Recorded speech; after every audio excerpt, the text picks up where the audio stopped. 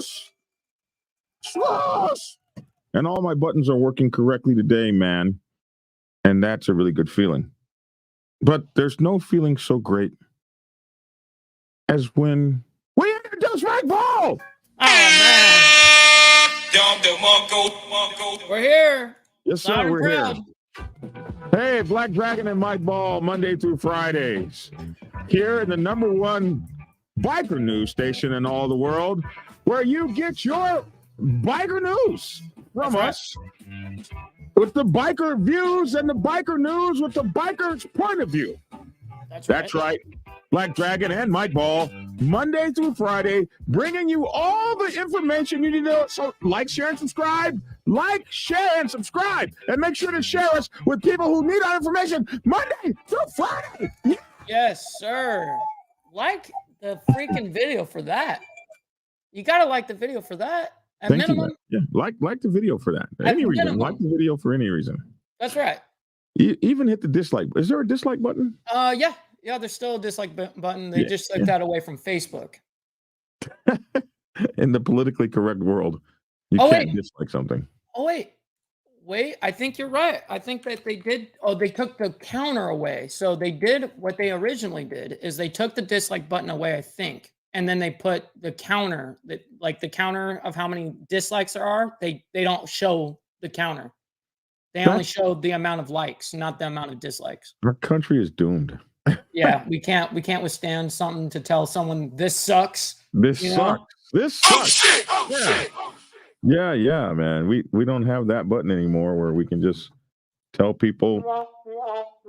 Look at that. You just got $27. Wow. Oh, wow. All the best. Much love from Sweden. All the best from Sweden. I'll be glad when I get my channel turned back on so I can get all the best from Sweden. Yeah, you guys have to, if you want to give me some best, you got to send it to Biker Prez, $ Biker Prez, and Cash App or my PayPal. I can't get any all the bests. But I'm happy for you, Mike, that you got some. Yeah, it's not the cap. It's not the cap. As Joseph says. He says it. That's not cap. It. That's cap. That is not cap. I can be happy for you. I can't be happy for you. Listen, I'm trying to find today's news, which is kind of interesting. Let me pull it over from this screen since it's no longer on my big screen. Let's pull that story over, and then this story, we'll pull this one over. And then once you do that, share screen. And then I think we have a third story there. Okay. Oh yeah. This is really nasty. Okay, and then I'll share the screen so that you can take control of it. Okay, let me first pull up the first story. Let's not forget that there's crocodiles in the U.S. Friendly reminder. That's so funny. All right, here we go. That's a fact, Aztec. So, turns out from this story that we learn that one of the most wanted, or maybe even the most wanted fugitive in Canada is this very interesting Hells Angels guy here. Oh, wow. And so that's our biker tie-in to this biker news story. So this guy wants to appeal his conviction. His name is Larry Amero. So it's really interesting, Mike, whenever you file an appeal, okay, the state has the right to file an appeal back. Sure. And so you could say in your appeal that I think I was done wrong. And they can say in their appeal, we think some things was done wrong too. And what we think is that you only got 20 years and now you should have life without the possibility of parole. Wow. So you always throw that ball out there. Yeah. It's a risk. You throw that big R word out there. I don't mean the R word they won't let us say on TikTok, but the risk word. So that's what this story is. Crown and BC Hells Angel. So the Crown, the Crown being, I guess, the Canadian Crown, and the British Columbia Hells Angel Larry Amero, both file appeals after his murder conspiracy conviction. Wow. So he filed one and they filed one back.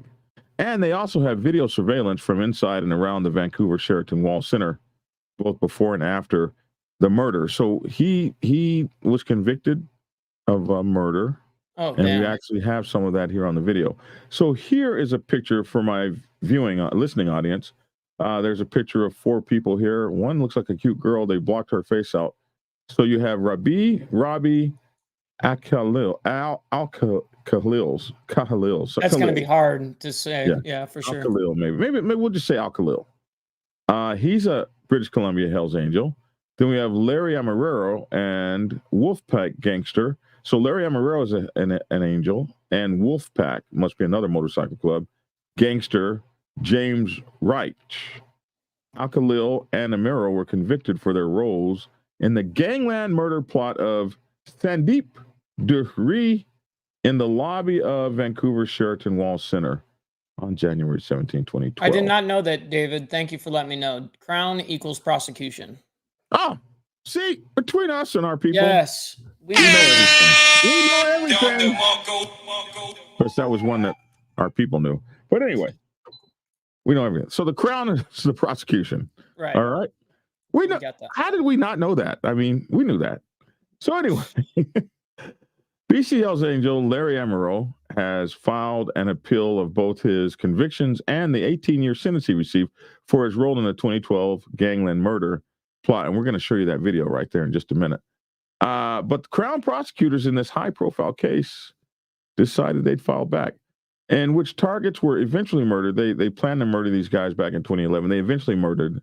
They have also appealed, asking British Columbia's highest court to instead, this is the Crown, has instead said, yeah, he wants to appeal this, fine. Let's move that 18-year sentence to a life sentence. And that's what's going on.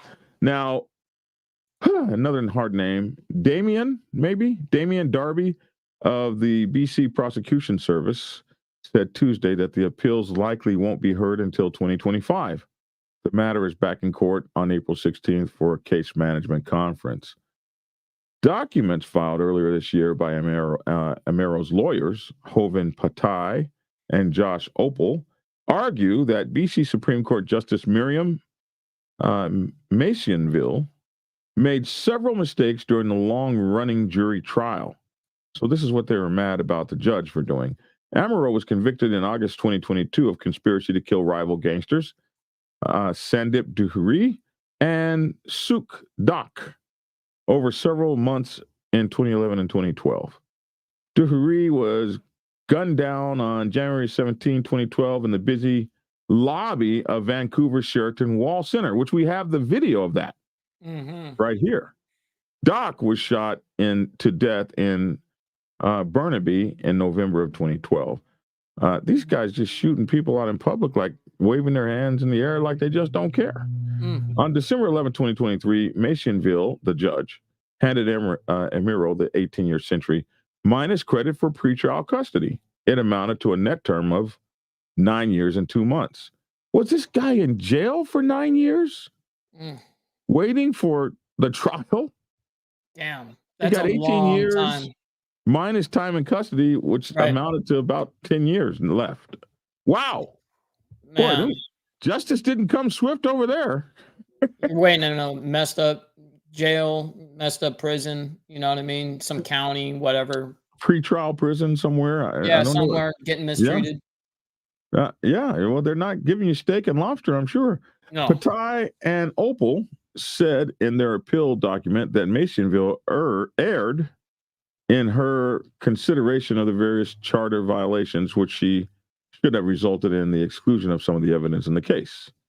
Now, this is a picture of Robbie Akalil, Hells Angel, and BC Hells Angel Larry Amaro were convicted for their roles in the gangland murder plot of Sandeep Duhri in the lobby of Vancouver's Sheraton Wall Center on January 17, 2012. Macionville also erred in allowing highly prejudicial evidence of limited probative value to go before the jury. Patai and Opal said in the document that evidence included gruesome crime scenes, photos of Duhri Dury lying on the floor of the lobby restaurant, fatally wounded, blood all over the tablecloth and around his head. So they were mad that the judge allowed those pictures to be seen, which in America, they would have just shown them pictures. They don't care. The lawyers also argued that Amaro should have been granted a separate trial from his co-accused Rabi Akilil. Unlike Amaro, Akilil was charged with the first-degree murder of Dury, but escaped from the North Fraser pretrial jail in July 2022, a month before jurors convicted him in his absence. So just because he escaped didn't mean jack. They still convicted his butt. He just wasn't there to. They probably maybe put a dummy in the chair or something so that they could scream at it. Was it you? You did it. A sack of potatoes. A sack of potatoes, maybe. Anyway, whatever they had there in place of him, maybe they had a cutout because in the beginning of this thing they had a cutout of one of the guys. Whatever they had, they still found his butt guilty, just like that. So anyway, he was found guilty, even though he escaped. They found him guilty in his absence, and he remains one of Canada's most wanted fugitives. Dang! Just the way he got out of prison and everything. So they also said Amaro's application to have his charges stayed due to delays in the case should have been allowed. So they're pretty mad about all the stuff they felt she didn't do. On sentencing, they said Masonville should have given Amaro more credit for harsh detention conditions. So they say the conditions were harsh, and so because he was in a bad place, she should have given him less of a prison sentence. Man, they got it nice over there in Canada. Damn. I wish they'd fight for that over here. They'd be considering all kinds of stuff they don't consider here. You ever seen Rikers Island? Yeah. Yeah, they don't care. They want the verdict set aside and either an acquittal entered or a new trial ordered. They're also seeking to have the sentence set aside and a fit sentence wherein proper credit is granted for pretrial conditions. So he'll go from spending 10 years in jail for committing a murder to, Look at this. Canadian jails are way too comfortable. The longer they stay, the more privileges they receive. Wow. Wow. Well, convenient. COVID delays, they say, I'm sure. Stevie said, I seen an article about this guy. He already escaped once back like 10 years ago for another crime. Yep. So, yeah, this guy is the escape artist, it seems. So they let me get back to where I was. Where was I? Oh, he wanted a separate, okay, blah, blah, blah, team. So, Amaro's legal team also said Masonville erred when she instructed the jury to consider messages sent to a co-accused to be admissible against the appellant, Amaro, if they believe that the co-accused was probably a member of the conspiracy. Wow, they got a lot of points here. They also said Amaro's application to have his charges stayed due to delays in the case should have been allowed. And on sentencing, they said Masonville should be given more credit. They want the verdict set aside and either acquittal. Oh, I read all this stuff before. And they also said that charter violations and the appellant's time in detention in Montreal should be substituted. Oh, so they're just trying to, man, this is crazy. So they're just trying to get more of the time that he served in other spots to accrue and account for this. Now, prosecutor Susan Elliott filed a Crown appeal document also arguing that Masonville erred. So she's also saying that, so now the prosecution is also saying that the judge made mistakes. She said that the judge erred by not giving Amaro a harsher sentence in the first place.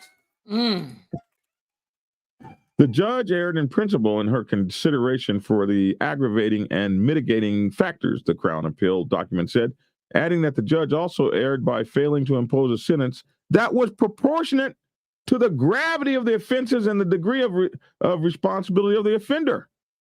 She's saying, you slapped the back of his hands, bro. You didn't even give him no real trial. Take care, man. We'll see you later. So Elliott said the sentence should be set aside and the life sentence should be imposed. That's what the prosecutor said.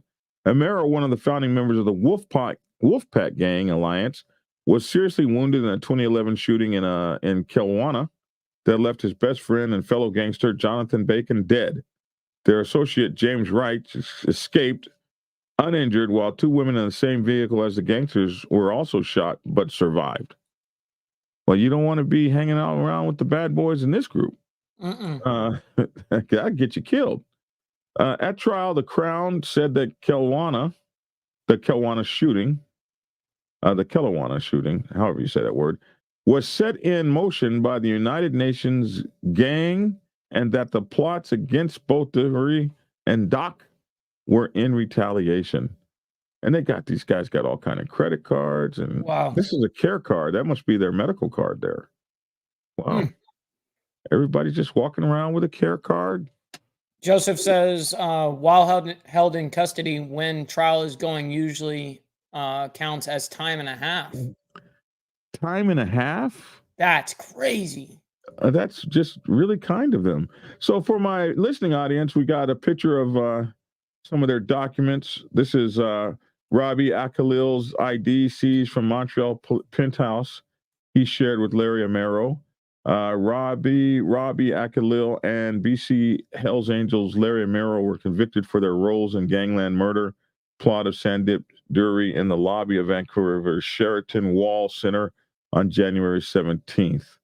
The BC Supreme Court from Kim Boland photo here. So it's got their pictures of their visas and all kinds of stuff. Akalil's Akalil had his own reasons for wanting Dury dead. Dury and his brothers had been at war with the Akalil brothers since they were teenagers. They've been at this for a while. At trial, the Crown relied on incriminating messages on encrypted devices found in the Montreal penthouse Amaro and Akalil shared in 2012. Listen, guys, just because you have encrypted devices doesn't mean you should leave stuff on them.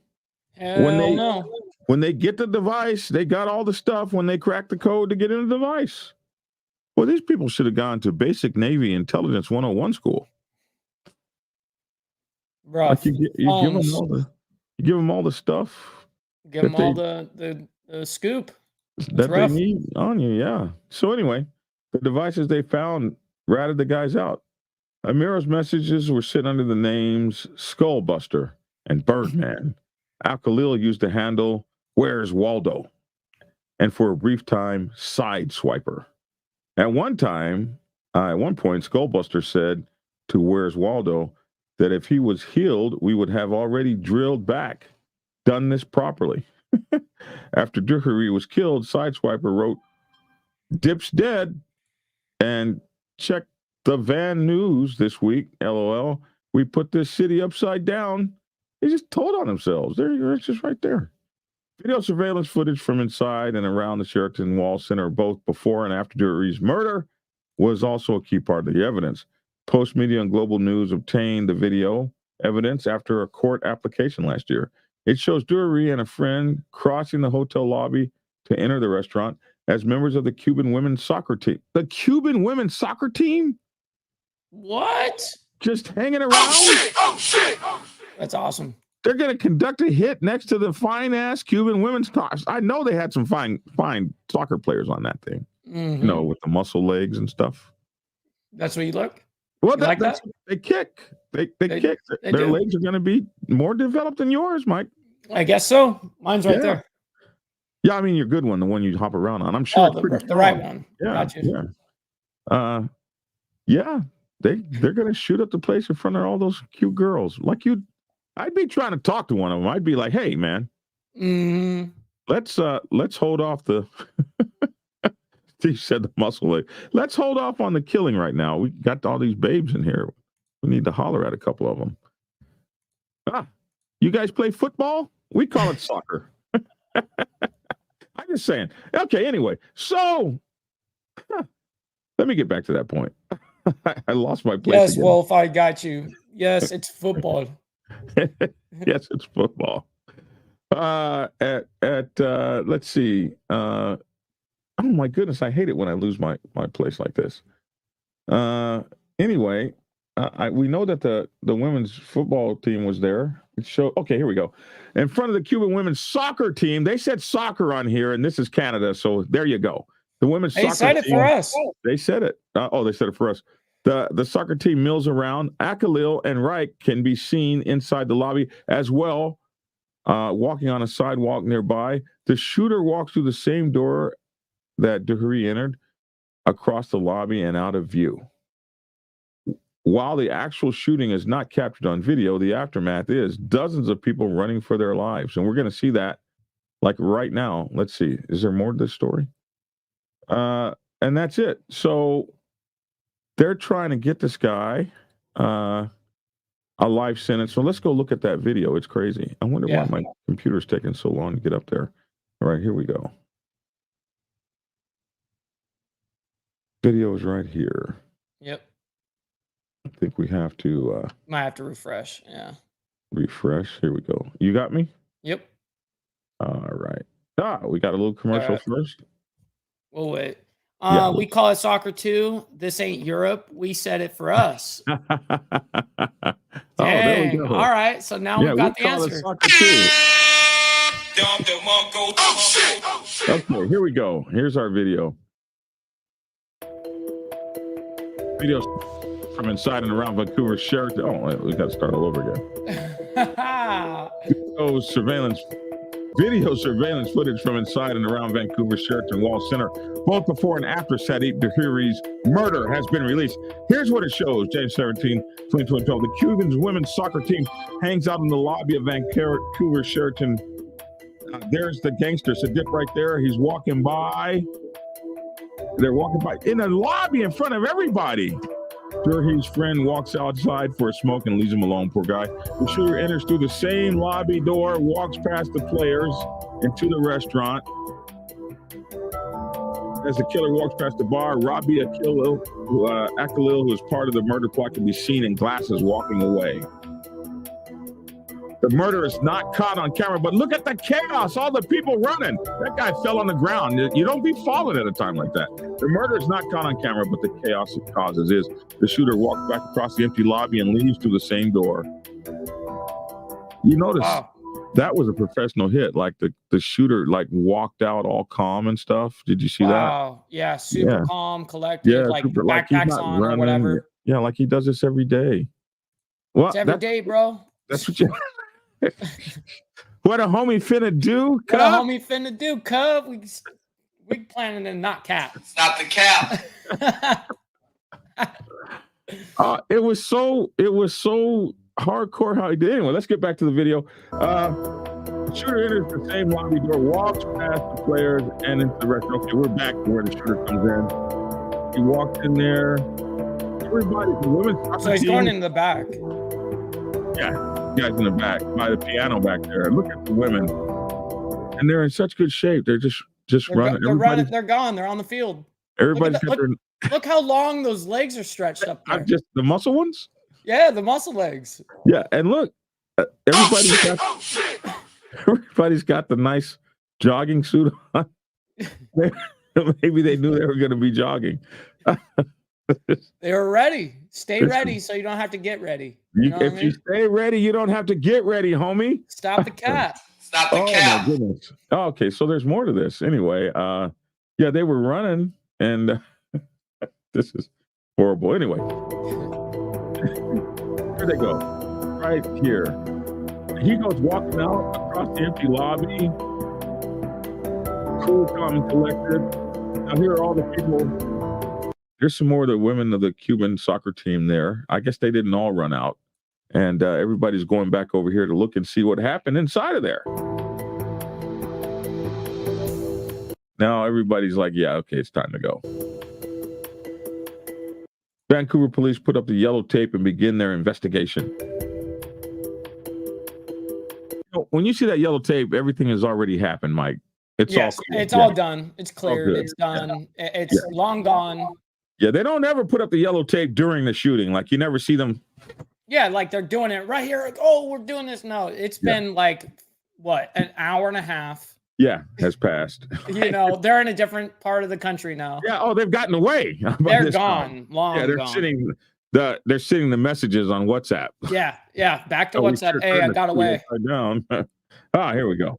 Anyway, various security cameras capture Akalil and fellow Wolfpack gangster James Wright inside and near the hotel, both before and after the shooting. Oh, they would just say that's just a coincidence, man.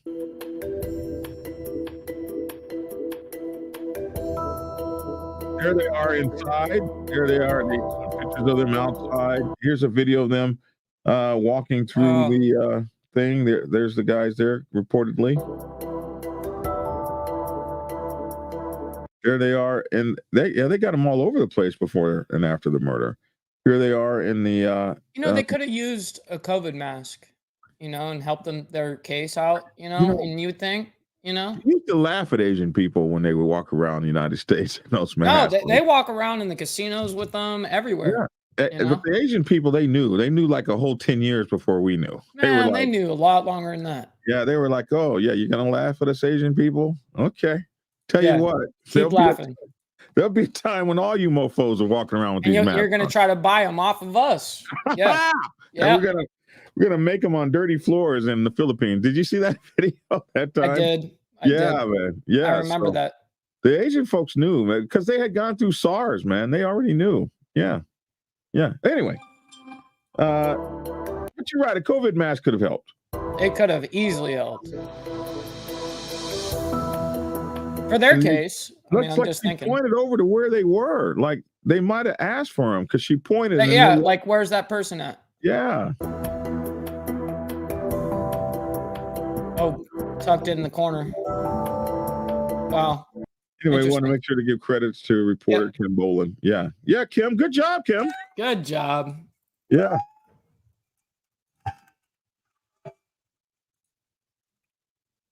Turns out this Khalil guy, this Khalil guy is quite the mofo, man. He there was we got to put his name in here. Let me put his name in here. This guy escaped. They did his whole escape, man, and it was let me go find his name again. This guy is like the escape artist dude. Is this him? Yeah, this is him. Okay, put this up here. Most wanted. This is what happened earlier. Rabil Akalil, convicted of 2 murders, wanted for a jailbreak. So this is a cutout they have of him, because that's all they have of him. Wow. He's gone. Yeah, he's gone. He's still on the run. So all they got is the cutout of the guy. And this guy broke out of prison. Right out of the movies is how Detective Sergeant Terry Brown described his first meeting with the twice convicted murderer, Rabi Akalil. We met him on the tarmac. Cogna line of police vehicles brought him, and they handed him over to us. Kind of like on, that movie with the guy. They had him in the mask and everything, and they had his, all tied up, and like on all the movies, that guy, before he gets away, he's all bandaged up and stuff, and he's got the straight jacket on. Yeah, and yeah, that shit didn't mean nothing. All them cops didn't mean nothing. Where there's a will, there's a way. And he got out. He's so like, you know what? Yeah. Silence of the Lamb. Big Drift. See, Big Drift knew. Yep, he did. He did. Silence of the Lamb. Yeah, people, they know everything. Yep. So, anyway, I got a Silence of the Lamb, right? So they handed him over to us when Brown flew to Greece in 2015 to collect the gangster. He had no idea that it wouldn't be the last time the criminal would evade arrest. But in July of 2022, Akalil made national headlines for escaping from the North Fraser Pretrial Center in Port. I'll never say that word. Coquitlam. Hey, at least you attempted. Coquitlam. Wow. That's it. Coquitlam. Oh my gosh, that's horrible. Anyway, Coquitlam, BC, let us say, while on trial for murder, and he's been at large ever since. Here's a picture of him escaping. He's wearing it looks like he's wearing a road suit, that with the like with the fluorescent vest. Yeah. This is the Rabi for my listening audience. The Rabi Akalil left the North Fraser Pretrial Center wearing a high visibility vest after two accomplices allegedly used a plasma torch to cut through the jail yard. Wow. Now with the Royal Canadian Mounted Police, Interpol, and police services on the opposite ends of the country keeping an eye out for him, a $100,000 reward for a trip that leads to his arrest has been, for a tip that leads to his arrest has been put in place. So here's a picture of him. The RCMP released footage of Al-Khalil's escape from prison. Two men dressed as contractors were able to free Al-Khalil in July of 2022 before fleeing the scene in a white van. I guess they all got away. Two guys come into the prison dressed like this, and three leave. Wow. On January 17, 2012, the Sheraton Wall Center was packed. We saw that with star athletes as Vancouver hosted a qualifying tournament for the Summer Olympics. People were dining in the hotel restaurant when a gunman entered the lobby. His target was Sandip Duri, a well-known gangster. The shooter literally walked up to the table when Duri was there by himself after ordering food and shot him point-blank range. The Vancouver Sun reporter Kim Boland said everyone was scrambling after that. The murder was on Vancouver's first. It was the Vancouver's first homicide of 2012. It didn't take long for police to realize that the shooting was likely gang-related. They seem to almost want to have some big brazen public shooting that will send fear and shark waves, and they don't seem to fear reprisal by the law. That's because your things can't keep them. Damn, now that's some down-ass homies. I couldn't even get some loot on my books, and this guy's getting broken out. Those are some down homies. Those are some down ass homies. They're probably some well paid homies. No, right. Do that. Those guys are pros. He hired a breakout team. Your homies would be like, come get you, man. I gotta go to work in the morning. Right. I got shit to do. I got kids. What a homie finna do though? He shouldn't have got his ass caught. Oh, man. Can't help you. That's what homies do, man. You need you some professionals, man. You needed a little more money, Steve. You could have dropped a couple diamonds on them cats. They'd have been right there to get you. My goodness. But anyway, it didn't take long for police to realize it was a gang shooting. They almost seem to want to have big brazen public shooting. He said that in the text message. We turned the city upside down, yo.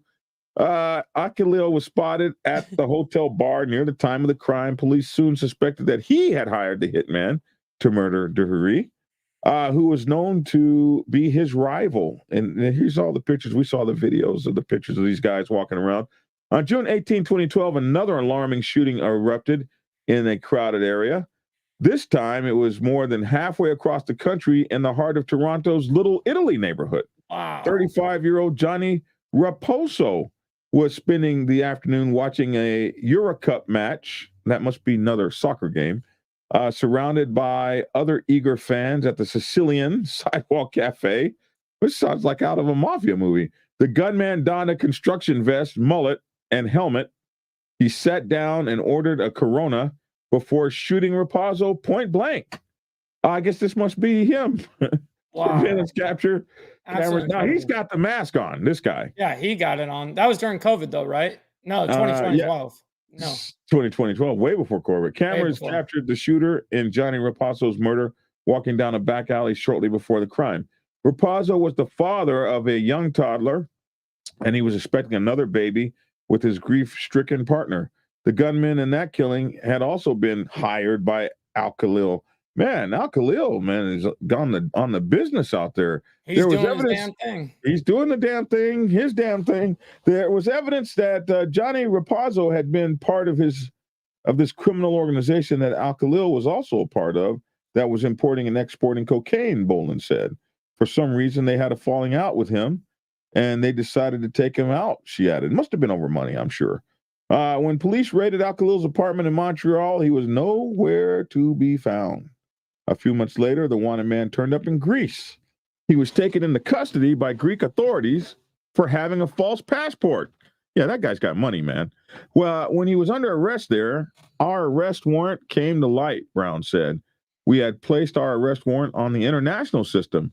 And so it was at that point that they realized that he was wanted in Toronto for a homicide investigation. Al Khalil was first put on trial for Raposo's death. He was found guilty of the first-degree murder and sentenced to life in prison with no chance of parole for 25 years. See, we don't have that.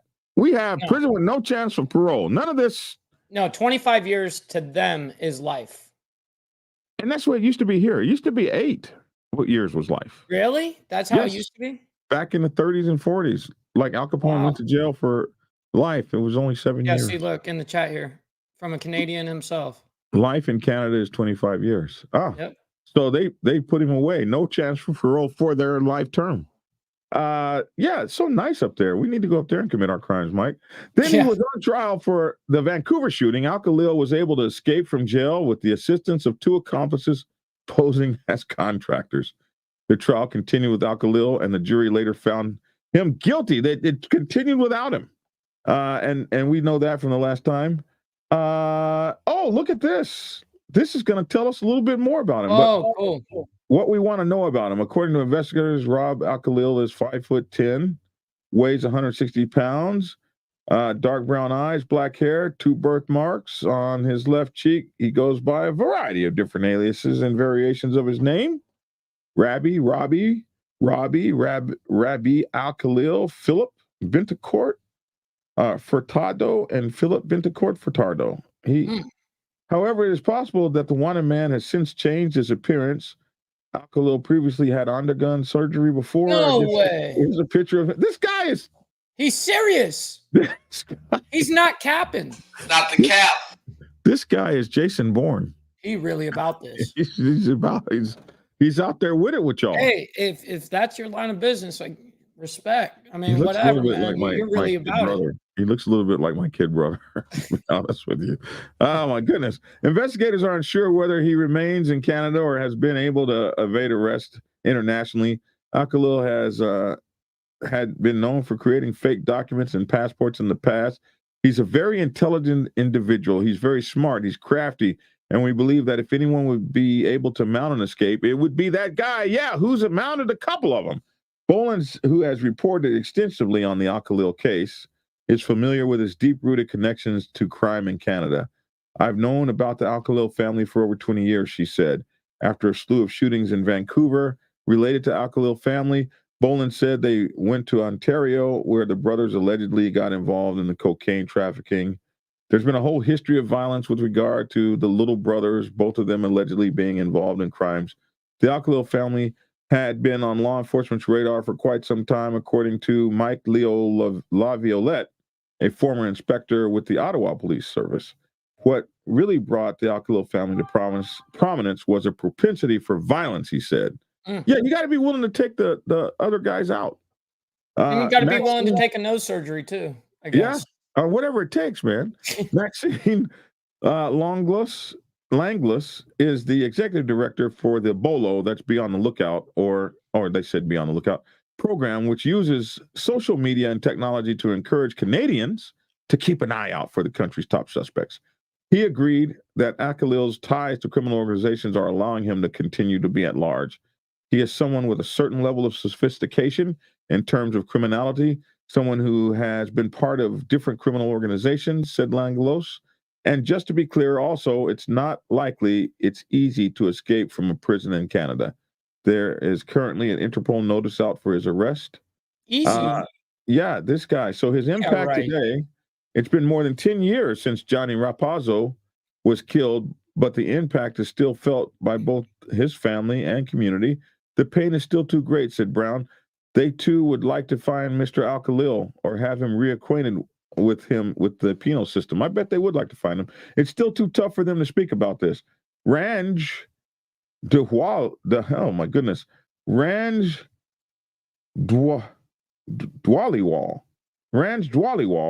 was a childhood friend of Jurgi, the victim in the Vancouver murder. Sandip, he was an intelligent and smart person. He said at the time of Jurgi's death, He has a lot of friends. He knows a lot of people. And the pain of the loss continues for the victims and loved ones. The fear of knowing Akhil continues to evade authorities, also haunts their families and friends. Investigators are urging anyone with any information about Rabib Akhil's whereabouts to contact Crime Stoppers. And we found out just the other day that if we dial the Crime Stoppers number, Yeah, it's not international, guys. That number is to like some random business. You know? Yeah, we called them. Anyway, we got this video here. I'm eager to see this video now. What you should know about Jason Bourne Al-Khalil. Huh. Of course. I'm putting it down. Wild, I see you. And as well, Dark Horse. We're ready. As the dragnet circled around Rabib Al-Khalil, he was nowhere to be found. I said his name right. You did. I said his name right. An Interpol notice was sent out for the alleged murderer. He's described as 5 feet 10 inches tall, or 178 centimeters. He has black hair, dark brown eyes, and weighs about 165 pounds, or 75 kilograms. He is convicted of 2 murders and is wanted for murder and conspiracy to commit murder. That's it? Wow. So that is it. That is the only video there is. So there's nothing of any tangible, nothing there. Unless we wanted to know the centimeter breakdown. You know, that's the only thing that we learned. That was it. That was it. These guys are capping. Yeah, my God. Yeah, it was a lawyer's number, Hardwire. That's right. Yeah, it was a lawyer's number. Yeah. Wow, man. That.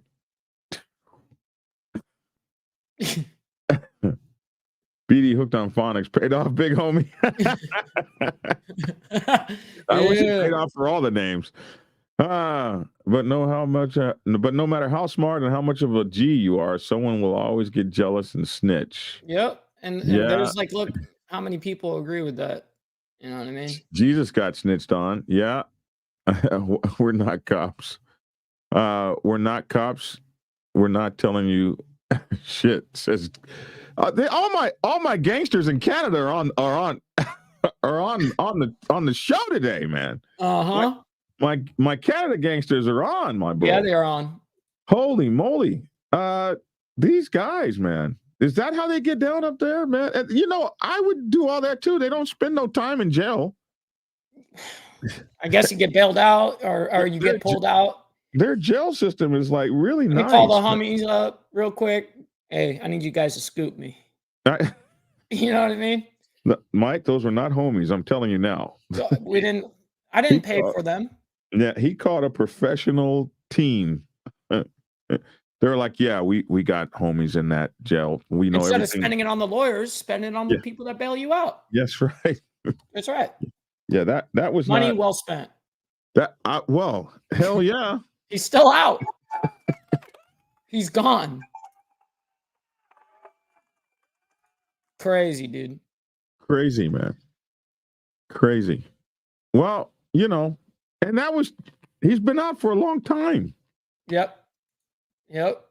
He's still out there on the run. Like your boy's been out for 10 years? 10 years running? Is that what he's been doing for 10 years? I bet he's not running. He's vacationing on the east of Versailles somewhere. Right. Over in some sort of country right now. Over in France and on the Marseille River, Marseille, however they say it. Wherever you can't get extradited back to. Just chilling. Yeah, just chilling. Probably got babes and stuff. Panama. Probably picked up a couple of girls from the Cuban soccer team that day. He went straight down to Panama. Yeah. Oh, so next story, Mike. Did you know there was a lady who went on vacation for 10 days and just left her toddler at home? Left her toddler at home for 10 days? Mm-hmm. That toddler's going to be dead. And he did die. Oh, my God. No she way. Came back home 10 days later. 10 days. And the baby was dead. Oh, my God. Dude, Now you deserve life. Yeah. Well, then that's what she got. Mother who left toddler alone for 10 days when she went on holiday was jailed for life. Here she is. This is the super mom here. An Ohio mother whose 16-month-old daughter died after being left home in a playpen for 10 days last summer while she went on vacation was sentenced on Monday to life in prison with no chance of parole. How does the child feed itself? The infant. How? Like, that's crazy to me. How does it pee? How does it drink? Yeah, everything. Change diapers. I mean, dude, I got a almost 2-year-old. There's no way Yeah, I that you know, can Mike. I know. unattend for even a day. Even 15 Half a damn day. minutes. Yeah, Right? dude, I'm telling you, you can't. There's no way. No.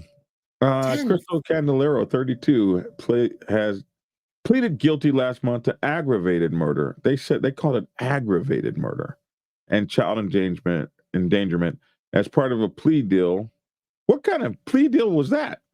With Cuyahoga County prosecutors, Cuyahoga, I don't know how to say that word, Cuyahoga County prosecutors who dismissed 2 murder counts and a felonious assault charge.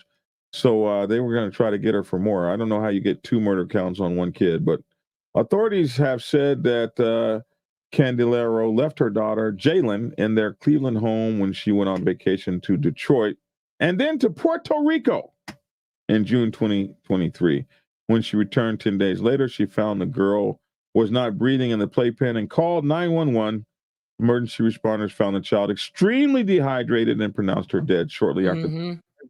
An autopsy by the Cuyahoga County Medical Examiner's Office determined that the toddler died of starvation.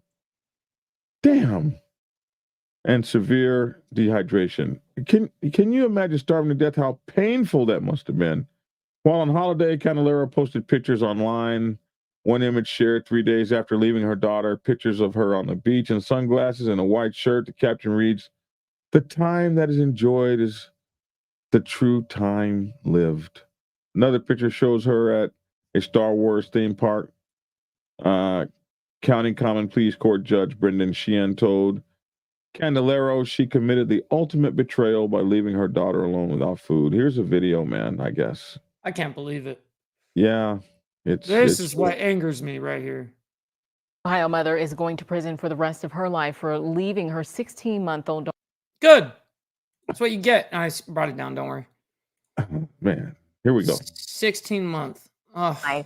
While she went on vacation. Crystal Kalahari, Ohio mother, is going to prison for the rest of her life for leaving her 16-month-old daughter home alone to die while she went on vacation. Crystal Candelario, was sentenced today to life in prison without the possibility of parole.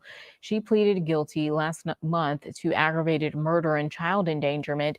An autopsy determined the toddler died of starvation and severe dehydration. Oh my God. You committed the ultimate act of betrayal, leaving your baby terrified. Yeah. Alone, unprotected, to suffer what I heard was the most gruesome death imaginable. Candelario spoke through a translator, saying both God and her daughter have forgiven her for what happened. What? Bro. Stop the cap. Stop the cap. Capping out here. Whatever you got to tell yourself to get through it. You know what I mean? She'll be in prison. Yeah. Wow. Yeah, a lot of people find ways to, justify whatever. They got to tell themselves whatever they need to tell themselves to fall asleep. You notice that reporter had a problem with her name. Yeah. I'm not the only reporter that has problems with names. That's right. Okay. Even that fine ass reporter right there had problems with her name. Okay. Yeah. She was pretty cute, wasn't she? Woo! Have mercy. She looks mad. Huh? She looked mad or sad right there. You don't tell this story and not be mad. Yeah, that's true. That part is true. Story to tell, Yeah, for sure. I'm mad at it. I'm trying to find some humor. I'm mad because You're not going to find much. No, it's just I can't. You know how you get hungry for like a day. You'd be like, "Damn, I'm starving, man." Yeah. Tia look at me and say, I'm about to die. Yep. Tia, you're not about to die. Stop that. But you know how hungry you get in one day? Can you imagine 10 days? Oh, dude. It like the judge was saying, like that is one of the most gruesome ways to go. Out of starvation Scared, and alone, dehydration. terrified. You're crying and there's nobody there to help you. Cry, The cry more yourself to not to bed, but cry yourself to death. yeah. The more I think about it, the more Oh, I get angry. Candelero, who herself has struggled with depression and related mental health issues, said she has prayed daily for forgiveness. The judge says, just as you didn't let Jalen out of her confinement, so too you should spend the rest of your life in a cell without freedom. The only difference will be the prison will at least feed you and give you liquid that you denied her. She said she struggled with depression and related mental health. She did look a little crazy. She has prayed daily for forgiveness. There's so much pain that I have in regards to the loss of my baby, Jalen said. I'm extremely hurt about everything that happened. I'm not trying to justify my actions, but nobody knew how much I was suffering and what I was going through. God and my daughter have forgiven me. See, they never say the whole thing. They needed to say that whole thing, you know? Daily DPs, what's that? I don't know. The Independent, Independent is the world's most free-thinking news brand. Oh, okay. So they're talking about their newspaper. It's a free-thinking news brand that everyone should read. There you go. wow. What a rough freaking story, man. Yeah, Yeah, none of that is cool. None of none of that. that is cool, man. That's crazy. Now Yeah. I'm in a funky ass mood. Yeah, I'm sorry, man. Hey, listen. report. $300,000 in drugs and meth and smartphones were seized during a search at a Mission jail. Oh wow. That's a lot of contraband. The items were seized during a search Sunday of the medium security unit at Mission Institute. Beat downs, by the way, BDs. What he meant. Beat Beat downs. downs. Yeah. Thank you for that. Bet the trustees will make sure food is delivered on time, maybe 10 days late. Mike Jones, probably in the beginning, she's going to go through a lot of hell. Police are investigating nearly $300,000 in contraband, including methamphetamines and other drugs that were seized from a medium security unit at Mission Institution. The Correctional Service Canada said the items were taken during a search of the units on Sunday. The service credited the vigilance of the staff members for spotting the contraband, which was probably brought in by other staff members. Of course. Which was also included 2 smartphones and accessories. What accessories do smartphones have? Chargers, AirPods. Prisoners walking around on the yard with AirPods. Yeah, they're chilling in the cut, watching their shit. You know, in the bunk and the bed and all that. They're watching their stuff. Our taxpayer dollars are paying for this. I see. Oh, the total value of the seizure is estimated at $298,310. Acting Assistant Warden Mike Skalicki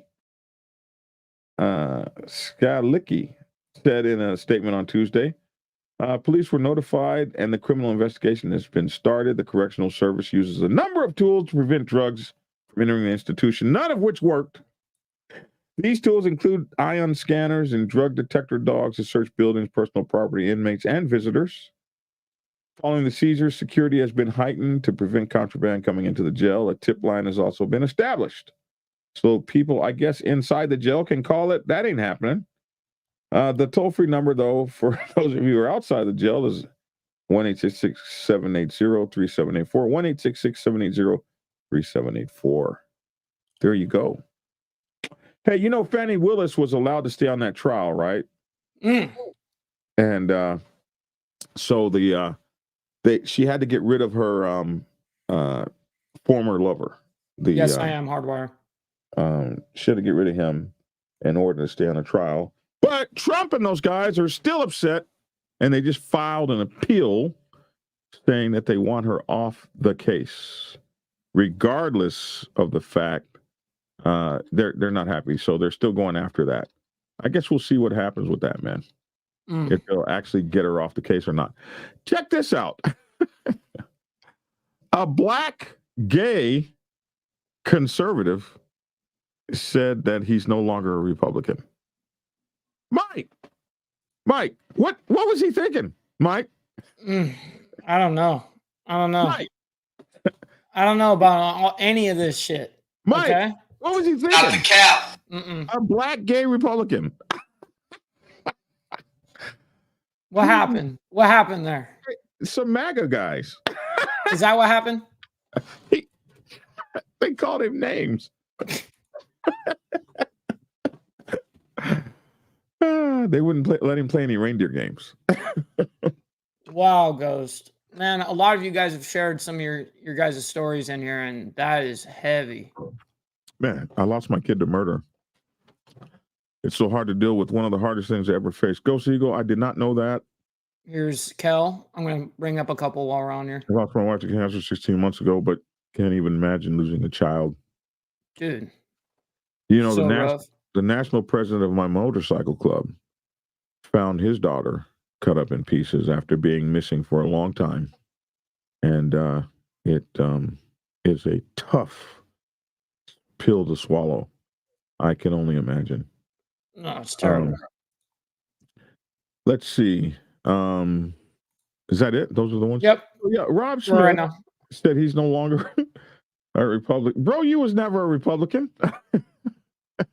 Rob Smith, a vocal advocate for conservative values and a prominent figure within the gay and black community, has announced his departure from the Republican Party following a distressing incident at a MAGA event last year. Pause. This is the other one that was in there. Always took care of our daughter, passed at 4 months. Always took over our daughter, passed at 4 months. Enough with that subject. Always took care of our daughter, passed at 4 months. I'm sorry, man. That's rough. Yeah, the decision unveiled during an episode of his podcast titled "I Was Betrayed." Rob Smith speaks out, signals a significant shift in Smith's political allegiance. The catalyst for Smith's departure from the GOP stemmed from a troubling encounter at the event in Phoenix, at an event where he alleges he was subjected to racial and homophobic epithets by individuals purporting to be supporters of the MAGA movement. In a video shared on social media, Smith recounted feeling confronted and surrounded by attendees who directed derogatory slurs at him, prompting him to characterize the ordeal as a hate crime. The event, hosted by Republicans for National Renewal, a conservative advocacy group, elicited condemnation. I can't read today. Elicited condemnation for any harassment of attendees. Reflecting on the traumatic incident, Smith emphasized that it served as a pivotal moment in his political journey, leading him to reassess his affiliation with the Republican Party. Hey, man, when things get tough, you don't run away. You face it. You're supposed to. Couple guys called you some names.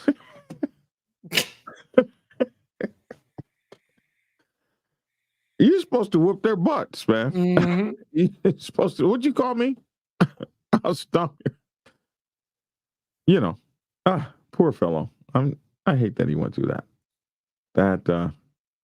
That probably hurt his feelings. Anyway, Steve, I like that. Let's start a new political party and call it the Pissed Off Party and vote all these idiots out on both sides. We don't have that already. I thought those were called independents. Yeah, it never really works.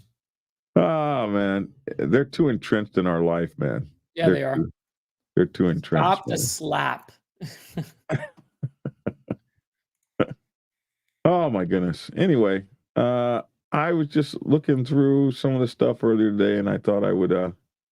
Present it. They say that Trump is like really desperate in his finances. They keep showing this thing here, like they keep doing this. I don't think he's going to have any trouble paying that. I mean, he might have trouble, but there's a lot of folks that some billionaire is going to come give him some money. Something's going to happen. Unmute. They keep doing this stuff, man. Here's one here. Where is it? Boom. Action. Donald Trump cannot pay his bills. He is currently drowning in debt, including $500 million in legal judgments against him.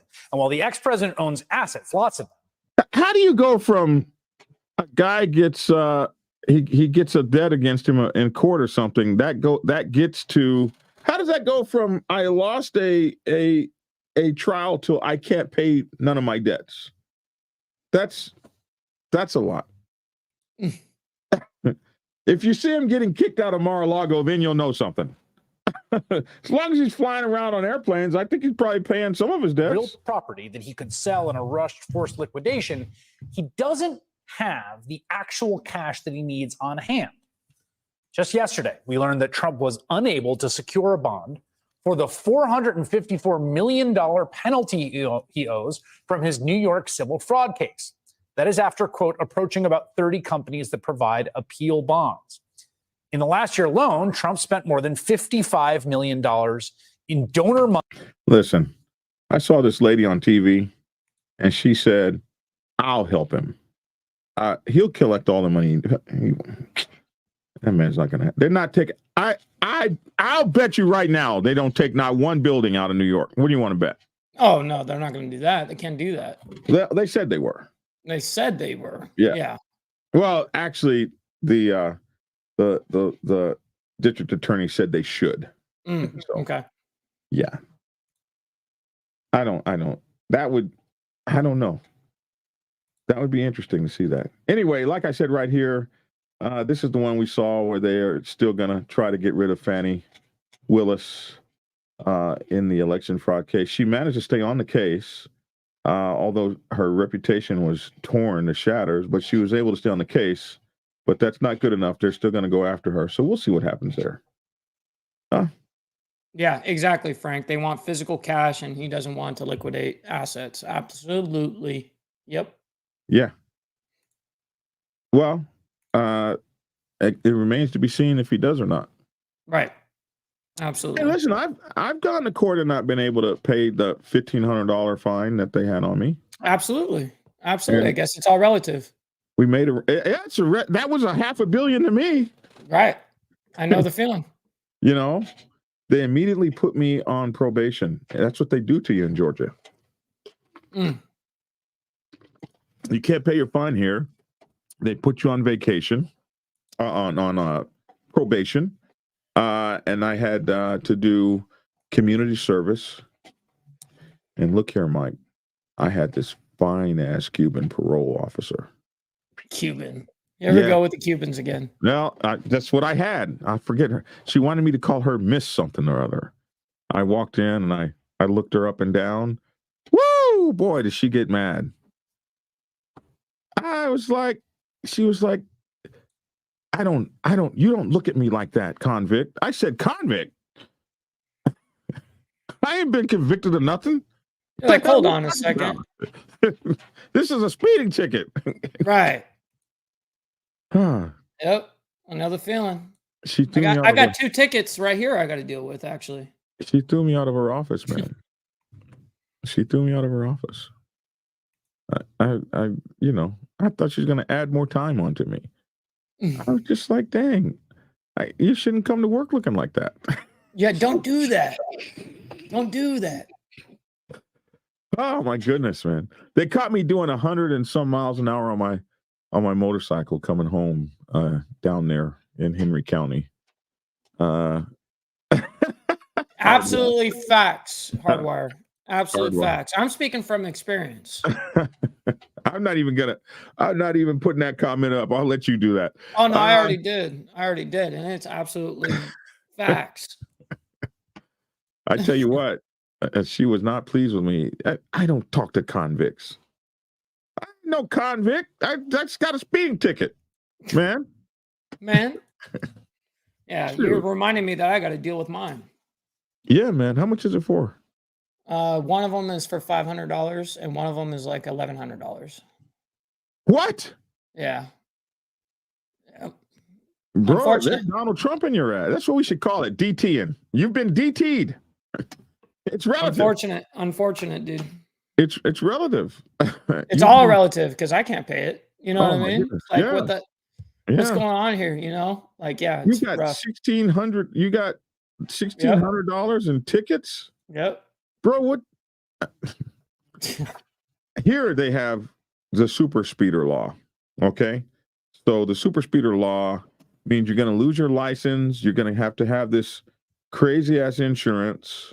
So when I got that ticket and I had to go see I couldn't pay it. It was like, I don't know, $1,500 and stuff. But I walked in to see the judge, and the judge said, "Oh, Mr. Bunch, doing 120 miles an hour on our roadways, huh? I didn't know those motorcycles could move that fast. Okay, what are we gonna do? What are you pleading? I want to hear Oh, this." shoot. And I said, "Well, I'd like to plead nolo contendory." And he said, "You want a nolo?" And he started laughing at me.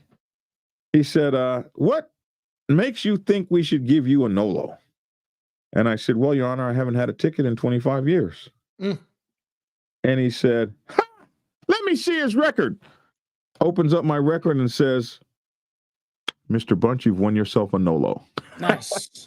Nice. So the nolo meant that they reduced it down to I think it was reckless driving. It went from super speeder to reckless driving. Yeah. And I If didn't you have get to super do speed, you're done. I didn't have to do the crazy insurance and stuff. So it saved my insurance, but I still had to go on probation until I paid the stuff off. I would have said my worst 7 violations. My On worst one 7 ticket. violations on one ticket. Lawyer was worth the money and got them all dropped. What did that lawyer cost you? $1,500. Yeah, that lawyer probably cost you pretty penny, man. SNS said in Georgia you have to go to driving school. I don't know if you have to. You're a driving instructor, so you should know. I was a driving instructor in California. Yes, you were. You were. Yes. That's right. So I know California vehicle laws by heart. 22350. You remember them. I do. $1,500. Bingo, BD. Yep. Yeah. Bingo. Yeah, bingo. That's the number. I Yep. know because I couldn't. It's like $1,500. I need a couple months. Right. Give me some time. Yeah, and they said, "Okay, you're on probation." Then you have to pay the probation officer. Yes. You got to pay your own. Like, what do you do if you're broke? Like, you don't have a job? Then you're I guess you go to screwed. jail. I never had a ticket. I always had no license when I got pulled over, so I just went straight to the county sleepover time. Yep. That's what would happen. Yeah, that's what would happen. Yeah, so it's tough out there, man. Now that I'm no longer a convict, I wonder if never mind. We'll keep it off air. Yeah. That's Hey, probably Miss- for the better. Hey, Miss Such and Such, I'm not a convict now. Right. Oh my goodness. 20 is 20. Do your shit. Yes. Uh-huh. What else, man? Mike? What else? We've been up here an hour already. Yep. Yes, sir. It's time for me to do my due diligence over here on my side. Yeah. Oh, yeah. I wanted to cover this last thing. Go ahead. The Goon Squad. You ever hear of them? I have. Well, a couple of them got sentenced today. Mm. So there was these black guys down in Mississippi, and somebody thought they were dating a white woman, or one of them, or something. So these deputies broke into their house and tortured them, waterboarded them, all kinds of stuff. When I first heard it, I can't say that I didn't disbelieve it, but I thought it was incredulous, like nobody's done this in the 20th century. Anyway, a third former Mississippi police officer has been sentenced for torturing 2 black men during a raid on their home in January 2023, crying as he told the victims that he had become a monster that night. Daniel Opdyke was handed a 17-and-a-half-year sentence on Wednesday morning after fellow former Rankin County Sheriff's Office deputies Hunter Edward and Jeffrey Middleton were jailed on Tuesday. The group, which also included Brett McAlphin, Christian Dedman and Joshua Hartford broke into the home in Braxton where Michael Corey Jenkins and Eddie Terrell Parker were staying. They broke in without a warrant. Then they subjected the pair to several hours of torture, which included tasering, waterboarding, and assault with a dildo, before culminating in Mr. Jenkins being shot in the mouth by Elwood. At the sentencing on Wednesday, the Associated Press reported that Opdyke said his time behind bars had given him time to reflect on his part. The weight of my actions and the harm I have caused will haunt me every day, Opdyke told the victims, weeping as he spoke. I wish I could take away your suffering. Opdyke's remorse came after Elwood turned to the victims and apologized on Tuesday morning before being jailed for around 20 years. I'm so sorry, the former officer told Mr. Jenkins and Mr. Parker, CNN reported. I don't want to get too personal with you, Michael. There's no telling what you've seen. I'm so sorry that I caused that. I hate myself for it. I hate that I gave you that. I accept all responsibility. And that guy's father was actually on the news saying that his son would accept responsibility. Mr. Jenkins reportedly nodded while Mr. Parker stood up and said, "We forgive you, man." So one guy forgave him. The other guy said, "I don't give a damn about that apology." Mm-hmm.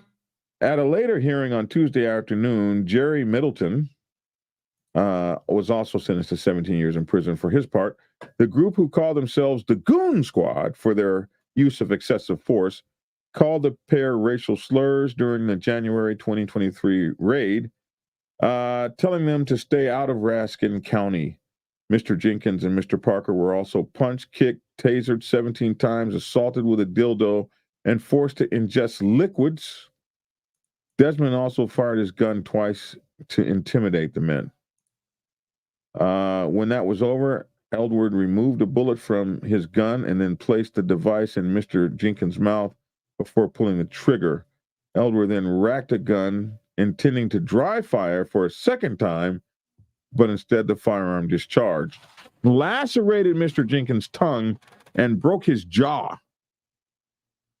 Actually, he lost a piece of his tongue because of it. Elwood faced the most serious, you had to just be in like disbelief with this gun in your mouth. And you're thinking, this guy's just effing with me. And, he dry fired it the first time and he racks it back again. And you're thinking, this cannot be real. This cannot be real. This can't be happening in America in the 20th century, like the 21st century, like in 2024. This cannot, this can't be happening. Mm-hmm. And then, pow, the gun goes off. Now, I've been shot 4 times, so I know what that feels like. I know the fear. I know the emotion. I know the trauma. I know the post-traumatic stress. I know The pain. the absolute pain. Mm-hmm. I know it firsthand. The sharp pain. Mm-hmm. Feels like 1,000 bee stings. That's how I would describe it. It feels like a bee is stinging you 1,000 times, or if there's 1,000 bees and they're stinging you the whole time, is how it feels. But I also know the unbelievability of it. Like you're sitting there not believing what is actually happening to you. Mm-hmm. Like it's happening, and then Michael, it goes in slow motion, it seems. Right. It seems like it's going forever, like that. Mm-hmm. And Yep. It felt like I was sitting on the street for hours. It felt like it, but I when you wasn't. lost your leg, yeah. So anyway, he puts this in. So this gun, you're being shot, and the whole time you're saying, this is impossible. I cannot be getting shot right now. I can't be getting shot right now. Anyway, Elwood faced the most serious charge from the January 2023 attack, discharging a firearm during a crime of violence. While he faced up to 30 years in prison, the judge opted for an approximately 20-year sentence. Because you're a cop and they always get a break. After Elwood fired his gun during the incident last January and the victim lay on the floor bleeding, the defendants didn't provide medical aid. Instead, the Department of Justice said they gathered outside the home to come up with a false cover story. Part of that cover included planting a gun on Mr. Jenkins, destroying surveillance footage, and submitting fake drug evidence to the crime lab. The victims then filed a federal civil rights lawsuit in June 2023, with the indictments unsealed in August. It was then that former officers pleaded guilty to a combination of 13 felonies. No human being should ever be subjected to the kind of torturous, traumatizing, and horrific acts of violence that were carried out by the law enforcement officers. Attorney General Kristen Clark of the Justice Department's Civil Rights Division said in August. The physical and emotional impact of the crimes resulted from a calculated, deliberate, and egregious course of conduct that required a significant response from authorities. Dedman will be sentenced on Wednesday afternoon, with Hartfield and McAlpin on Thursday. Despite the words of forgiveness, Mr. Parker said in the victim's impact statement that the crime will haunt him forever. The very bad actions of the Rankin County Goon Squad severely impacted me and left a scar on me forever, Mr. Parker's statement read. Attorney Malik Shabazz said, I don't know if I will ever be able to sleep at night. I fear I will be attacked again and even killed. Mr. Jenkins added that he did not think he would ever be the person he was before the incident. Yeah, it's hard to be. In a statement following the guilty pleas last summer, U.S. Attorney General Merrick B. Garland said the Department of Justice would hold officers who abuse the public trust to account. So the defendants in this case tortured and inflicted unspeakable harm on their victims, egregiously violated the civil rights of the victims who they were supposed to protect, and shamefully betrayed the oath they swore as law enforcement, Mr. Garland said. So, man, hey, that was absolutely crazy. Absolutely crazy, man. But they're going to spend the next 17 and a half years in prison. 17 and a half years in prison. So Mike has to go. Adult bowl. That sucks. Adulting sucks. But yeah. Mike had to run out for a minute. For those of you who don't know, shouldn't the cop punishment be harsher, not lesser, not leaner? Yes, Dark Horse. One would think. One would think. But that's the way that it is, man. What story do you not think is funny? None of the stories were funny today. They were all sad, if you ask me. But we do try to, chuckle when we can in whatever we can find in the stories that keep us from leaving the day depressed as hell. Yesterday, we had very feel-good stories about bike clubs and a women's bike club, and that was a lot of fun. So today was a little bit on the dark side. I wanted to wait for Mike to get back so I could say goodbye, but looks like we are at the end of our time. So I'm going to get out of here. He's probably running around looking at doing something with the little one. I'm Black Dragon. That's my 2 cents. Listen, you can get my books on blackdragonsgear.com, blackdragonsgear.com. Thank you, Chris Sutton, always, Pound WMC. They treat truck drivers that way and other professionals. Yeah, you're right. If you're a truck driver and you do something in a truck, you do get a harsher penalty than somebody else driving. But cops don't seem to always get that, or probably hardly ever. But anyway, the show is Monday through Friday. We'll be on TikTok live every day. Make sure to look for us on TikTok. And my books, the Public Relations Officer, Prospects Bible, Public Relations Officer's Bible, Sergeant at Arms Bible, President's Bible, Social Club's Bible, Prospects Bible for Women's Motorcycle Clubs, all are available on Amazon and Kindle. And you can also get them at blackdragonsgear.com. And that's it, man. Like, share, and subscribe. I'm Black Dragon. That's my 2 cents. Love to hear your 2 cents in the comment section below. Thanks for tuning in.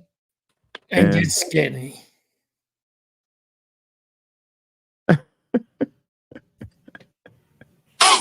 Oh shit! I thought you were gone. I was for a second. It's all good. What do you think about the news today? I think That was a doozy. One that definitely made me. You try to lighten the scene as much as possible, but that is a hard thing to lighten. So yeah, that was a rough one. But the way of the I didn't road. even really pick the stories like that. I just read them as they came off. Yep, me too. Yeah, I And, was like, man, these are some rough stories, man. Man. Anyway, we'll be live on TikTok and stuff a little bit, right, Mike? A little bit That's later. right. That's right. All right. We're gonna make it happen. All right, man. That's it, man. All right. Much love and respect, everybody. See you again. Take care. Bye-bye. Prepare yourself to take the helm as president of your mighty motorcycle club by delving into the pages of Black Chronicle 1 Principles of Motorcycle Club Leadership. There you will learn to advance your skills in applying the 14 scientific principles of leadership similar to those taught to officers in the United States Naval Service. Available in hardcover, paperback, and ebook. Get yours today on Amazon, Kindle, or order it at your local bookstore. Order your autographed copy from blackdragonsgear.com. Be the best motorcycle club president you can be. Get the book. Get Black Dragon's first book, The Prospects Bible, to learn how to join a motorcycle club. It has been an Amazon #1 bestseller for the past 7 years and is required reading for over 3,000 motorcycle clubs worldwide. This book is a must-have for new people venturing onto the motorcycle club set. It will teach you how to prepare yourself for service to the motorcycle club nation and show you how to qualify a motorcycle club to be worthy of your service. Available on Amazon, Kindle, and for order at your local bookstore. Get your autographed copy at blackdragonsgear.com. Be the best motorcycle club prospect you can be. Get the book.